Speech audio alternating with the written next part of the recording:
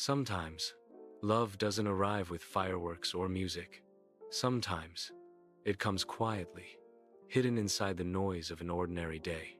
This story begins on a rainy morning, inside a crowded city bus, and ends far above the clouds with a dream and a promise. Ayaan was just another face in the city crowd, a simple boy with big dreams and a heart full of hope. That day, he entered the bus a little late, dripping from the rain, holding a coffee that was already turning cold. And then, he saw her, a girl sitting by the window, watching the rain fall like poetry.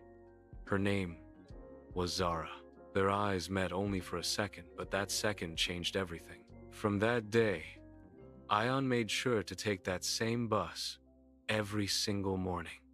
He didn't know why. Maybe it was her silence. Maybe it was the peace he felt just sitting near her. But love had already begun its quiet journey. One morning, the bus broke down. People complained, shouted, and left. But Ayaan stayed. And so did Zara. He smiled and said softly, "Looks like the bus wanted us to talk."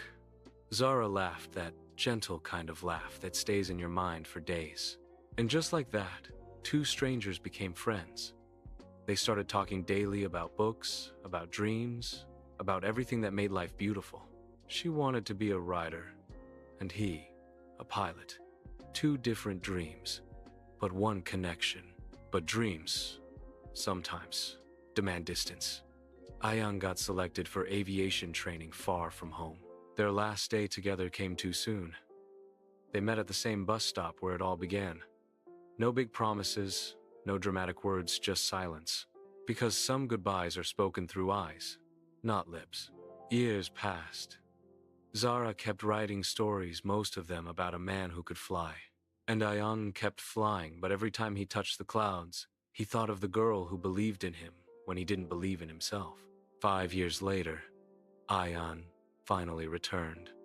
Now, he wasn't just that boy from the bus, he was a pilot. He walked through the airport, scanning the crowd, and then he saw her. Same eyes, same smile, but now more proud, more peaceful.